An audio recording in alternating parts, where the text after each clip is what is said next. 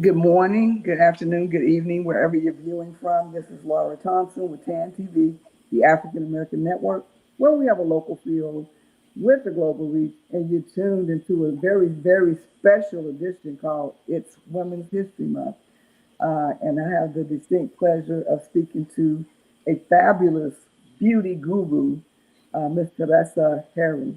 So, how are you doing today, Teresa? Happy Sunday. I'm doing wonderful. Well, that is awesome. That is awesome. Thanks for joining us. And I was just like going through my mental Rolodex and saying, who can I call on for this Women's History Day interview? And so we're going to be doing, TAN TV is going to be doing interviews every day of deserving women to talk about, their history and how they've gotten to where they are. You are a phenomenal entrepreneur. And just from the short period of time that I've had the pleasure of knowing you, I am very impressed with the work that you do, how you carry yourself, and the things that you do to help to beautify women. So before we get started, with this interview, can you tell me a little bit about who you are, what you do, why you do it, where you're from, all of those great things? Well, first and foremost, thank you so much for thinking of me and allowing me to be on your platform. Thank you so much.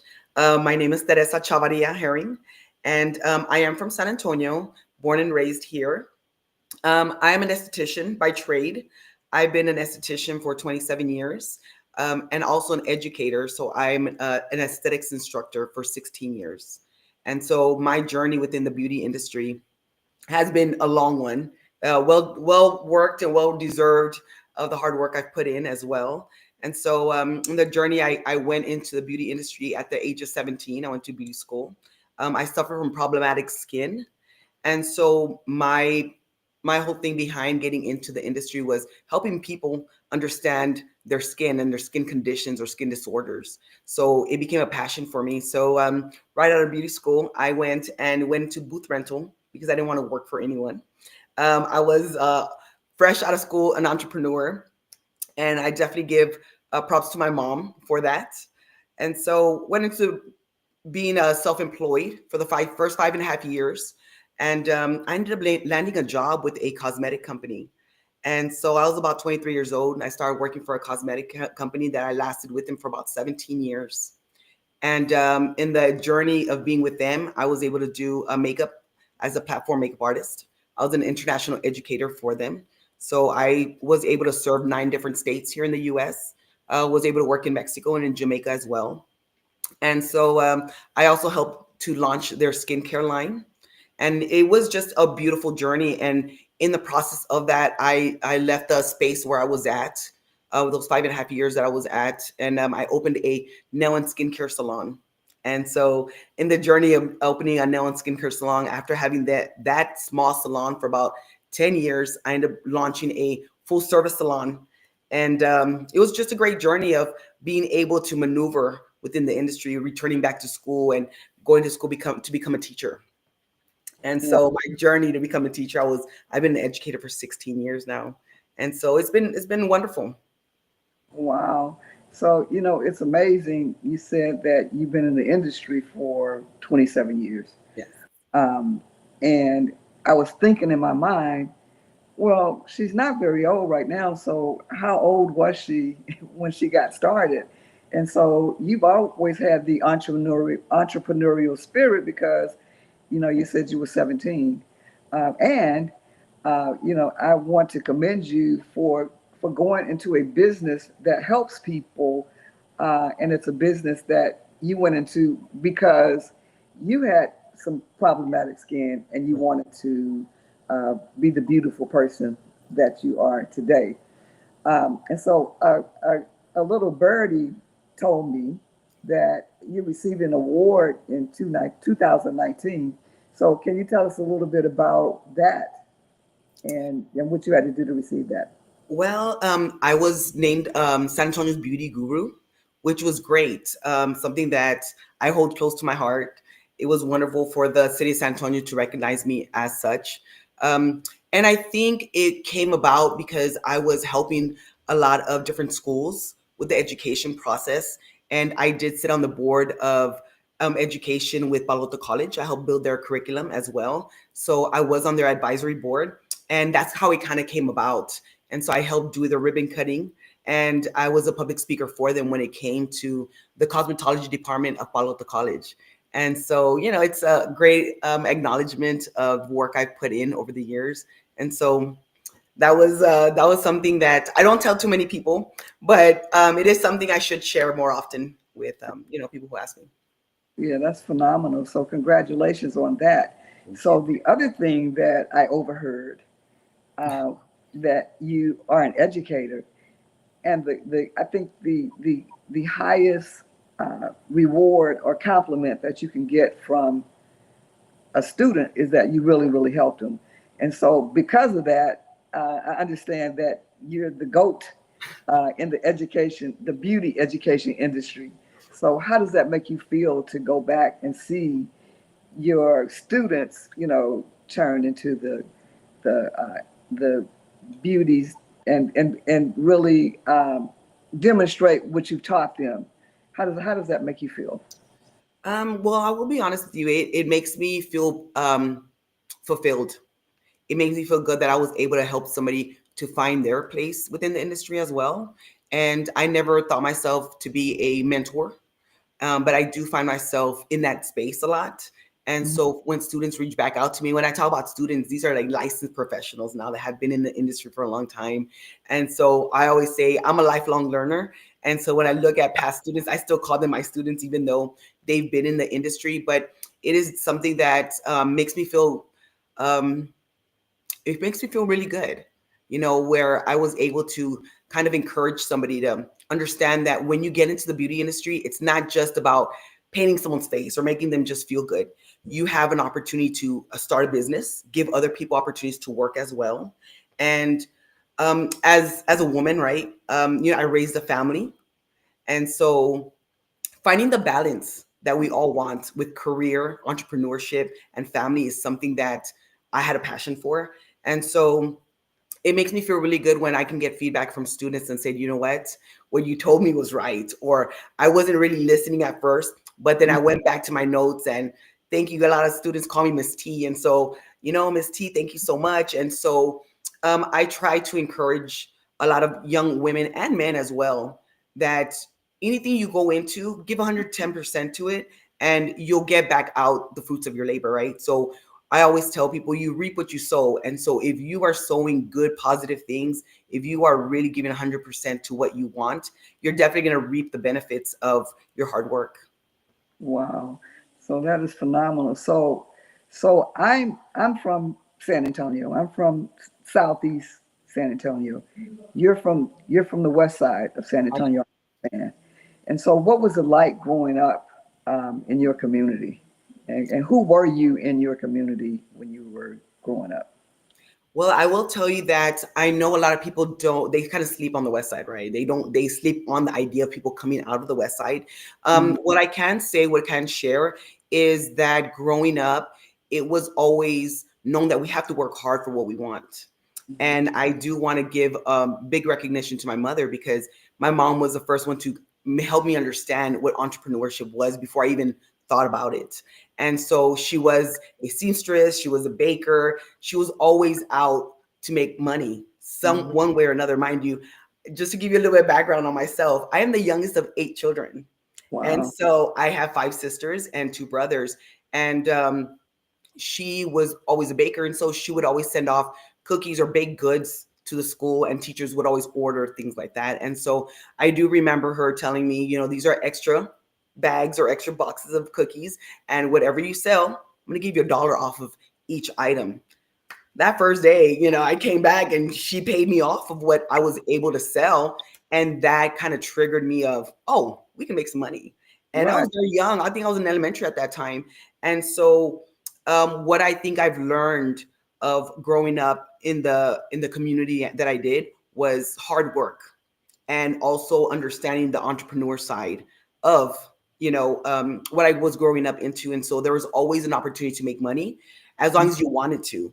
And so I will share that my first experience of making money was, of course, with my mom baking and even doing seamstress on clothes and stuff. But I started doing makeup for friends, for my sister's friends as well at the age of 14. So Wow. I started doing hair perms, hair braiding, started doing makeup. And so that was my form of making money. And so I really didn't have to go out and look for a job because I found my skill at a very young age of primping and prepping women, and I started with my family because, again, I was the youngest of eight and I had five sisters.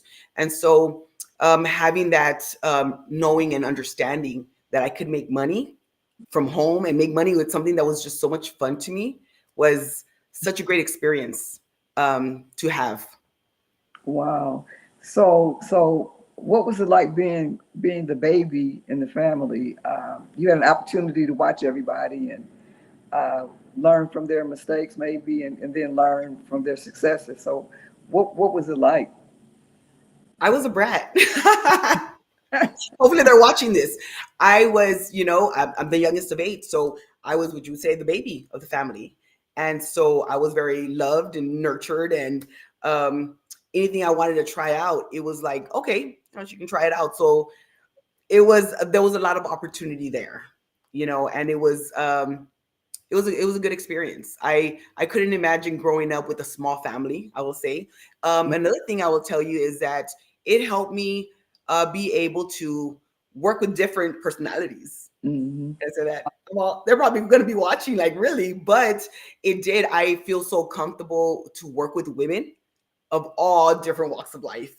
And Mm-hmm. when people tell me, like, you get along so great with women, I usually tell people, I had so much experience with so many different personalities and so many different types of women just in my family that it was a great experience. I now myself have three daughters and a granddaughter. And so I tell people I'm very comfortable being around women and working on women that, who knew that God was putting me on this path of being able to change maybe someone's life through what I love to do.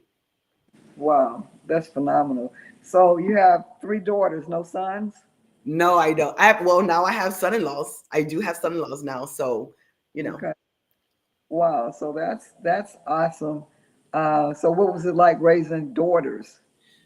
Oh, going back, I will tell you that my daughters were raised in a salon and watching me do business. Mm-hmm. So my three daughters were able to travel with me as well, while I worked with the cosmetic company. So they understood what mom did. And Mm-hmm. not only did they would sit and watch me on stage or while I did makeup or sit front row of me giving classes, I now understand that they were watching and really learning from what I was doing. And so I do have um, my middle daughter. I will speak on all three of them, right? But my middle daughter is an entrepreneur, Mm-hmm. and she started her own business at a very young age. I think she was in high school when she started selling cupcakes and baked goods. She bought her first vehicle on her own Wow. because of her baked goods, and so helping her understand. I know a lot of people probably feel or think that I kind of gave her the easy way and help, sponsor her baking company. And it's not like that. I actually did her what my mom did for me. And so I explained to her and was able to give her a loan of the bank. Right. And so the loan of the bank was, I'm going to give you the money. We're going to get you started. But I remember the first day she came home and said, "Oh, look at all this money I made." And I said, "No, no, no. We're gonna sit down. We're gonna get a paper and pen, right? And we're gonna now figure out the way business works. And so put your money down. We're gonna go ahead and count this out. How much were your sales? Who did you sell to? Now we have to take care of, overhead bills. And it was, you got to pay the bank back. Number Right. one, you got to Right. pay the bank back. And so I remember taking that money, and she was just like, understanding you got to pay your bank back. Now you got to take out money for your supplies. Now Mm-hmm. you got to take money out for certain things. And from that money, I remember her, she was like, "Oh, I don't have no money left." I was like, "Well, you got about $2, $3 left. But Right. with that, now we got to put into your savings account." And it Mm-hmm. was really a good experience for her. She would sit and watch me do my bookkeeping, and she was able to learn how to do bookkeeping and do the quarterly books. And so now she's about 26 years old, and we always sit back and kind of reminisce and laugh about, remember the bookkeeping and you having to do the math and figure out what was the miscellaneous, what was for supplies, and really Mhm. understanding what I was doing, and not just them sitting there in my business, just hanging out. They're really, really putting in work. And so my other two daughters did as well, but they did go on their own route. My youngest daughter is a teacher, and she does work here in the schools of San Antonio as well. And my oldest daughter, she is attending St. Mary's University. And so, they're still watching. They all know that there's always a great way to make money. And I think when COVID hit, I explained to all three of my daughters that you have to have a skill. When it Mhm. comes to working for corporate America, we can all be replaced, right? We can all Mhm. lose our job at some point. And so I really encourage my daughters, and not only my daughters, but young women in general, that you have to have some type of skill, right? Mhm. Something to fall back on. What can you do if for any reason you're laid off of your job? Do you have any skill to make any money? And Wow. that's really something I kind of put on to my daughters. Wow. So your one daughter, you were an educator, and you still educate, and so she's a teacher. So she took part of what she's seen you do to make a career out of it. So that's great. And then you have an entrepreneurial daughter, and who knows what your daughter in college is going to become. So you have been a great influence on your daughters and the ones that you're educating right now. So that is super super impressive. So you have a nickname, uh, Esty Bestie. They call me the SD Bestie. And so where does that come from? Well, I am an esthetician, Hmm. and estheticians, what we do is we are skin therapists. Hmm. And because we're skin therapists, we work on people's skin, and we are people who take care of you from your skin, from your body, right? We do body contouring, we do eyelash extension. So we are in your personal space. I tell people, we're in your personal space. Hmm. So I'm going to be your best friend. Right, right. I'm going to be your best friend because I'm in your personal space. And Hmm. most people find out that I'm an esthetician, and then they start just sharing things that you probably won't share to most people. Like, I got Botox. Oh, I've done tummy tucks, or I've done this. And the funny thing is that my husband will be with me, and he's like, man, people just tell you as soon as they find out what you do, they start telling you everything. And that's really what it is. I'm like your best friend. So that's kind of like where that name was coined from. I've been using the SD Bestie names. I want to say back in 98, maybe 99, they started calling me that. And so I like it. It's something that a lot of people call me, and I've kind of run with it. Wow. So we talked about, your background and, some of the foundation and the fundamental things that helped you to become who you are today. And so, what does your day to day look like? My day to day, well, I was a teacher full time 2 years ago.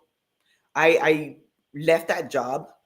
And not that I left the career of teaching, right? Because I love to teach, and I still do on a daily basis. I love to educate not only students, but also guests or customers as well when it Mm-hmm. comes to skincare. So my day-to-day base, the way it goes is I work now at a med spa.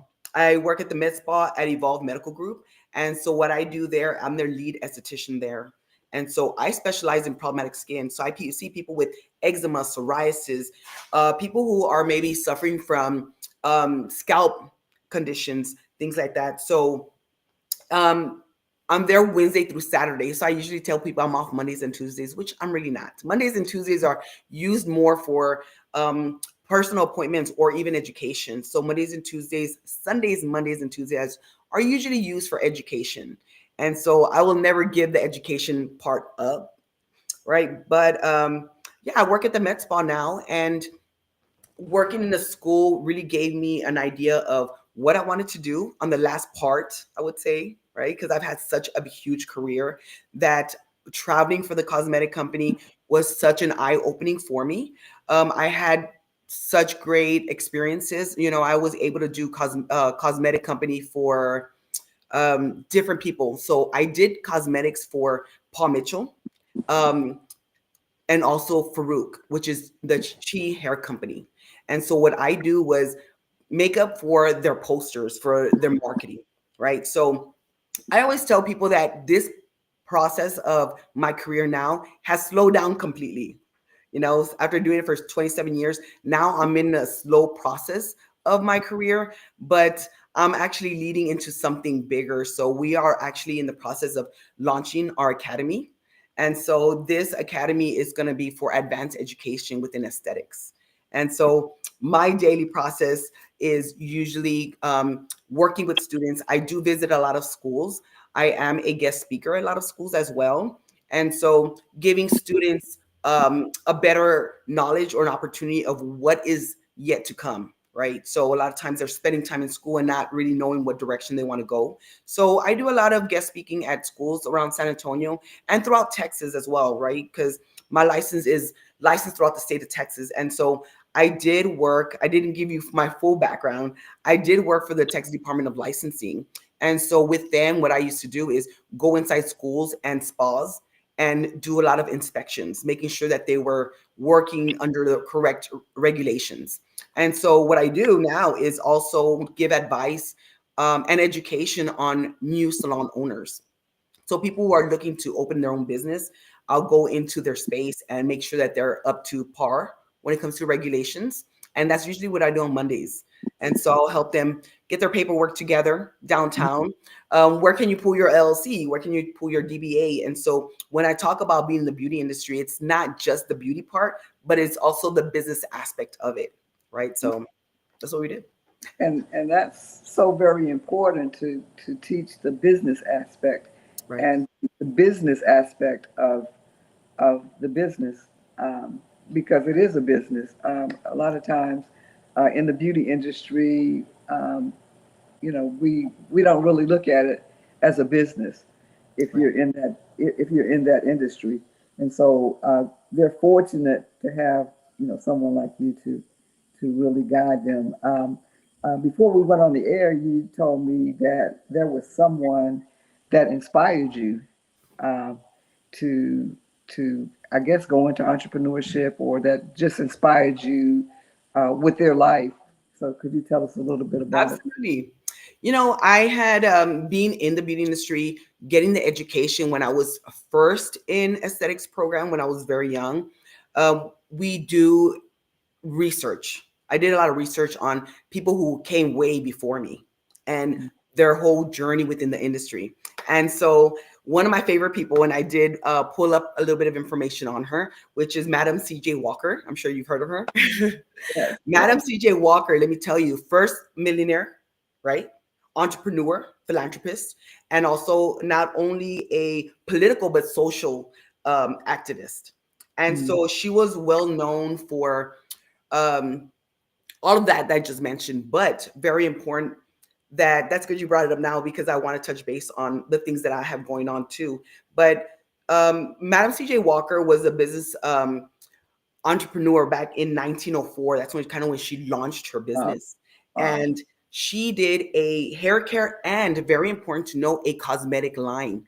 And the reason she did was because she suffered from conditions, right? That's kind of like my story. When I read her story, I was like, God, we have so much. I feel like it kind of touched me because Mm, she did it out of necessity. She had she suffered from dandruff and also different scalp ailments and also skin conditions and disorders. And mm, so reading up on her story, it was so inspiring. I find myself now after 27 years getting ready to launch my own skincare line. And it's something that is dear to my heart. And I hope that um, it becomes successful, right? Because it's going to be specifically for people who have skincare conditions. And who else better to do it than a person who has, gone through it and understands. mm, And so, Madam CJ Walker is somebody who um, really inspired me. Her story is something that I think a lot of people in the beauty industry need to read up on, right? From barbers, her brothers were barbers, by the way. Her brothers were barbers. And that's where she kind of took her inspiration from. And so I think it's a great story for people to hear, not only during Women's History Month, but also during the Black History Month, because mm, those two kind of come together and how she overcame a lot. She actually had somebody who tried taking her recipes, or actually tried to take her ideas of what she had and mm, running with it. But she was a fighter. She was a missionary. She was a social activist, and very inspiring, you know. And so I take her story, read it, and I think about where I see myself and what legacy I'm leaving behind as well. Wow. So that is super, super awesome. So Teresa, this interview has been very impressive, and we've learned so much about you and your history. And you're just starting. Even after 27 years, Right. you're still just starting to continue to make history. I'm not a old school history. I'm a living history type person. Although I like to know the history of people while they're living, and Right. then follow them to see what other history making adventures that they get themselves into. Um, so we're going to be doing these Women's History Month interviews for 31 days. This is the second day. Thank you, Teresa, for agreeing to come on and share your story with us. But we're going to be doing impromptu interviews. So I might be reaching out to you tonight to go on tomorrow or in the morning. So be ready. Uh, Sounds great. you might just be getting a phone call. Teresa, if you have any recommendations of some outstanding women that you would like to see and hear their story, let us know. And for the viewers out there, if you are think that you would like to come on and tell your story, DM me, message me, whatever they call it, and you just might be the next one. But we have what? We have 29 days left. I believe so.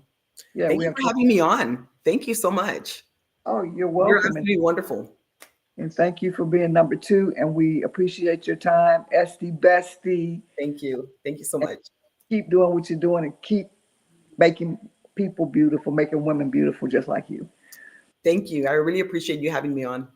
All right. And you've been tuned into TAN TV, the African American Network, where we have a local feel with a global reach. And good night, everybody. And we look forward to seeing you tomorrow. See you tomorrow.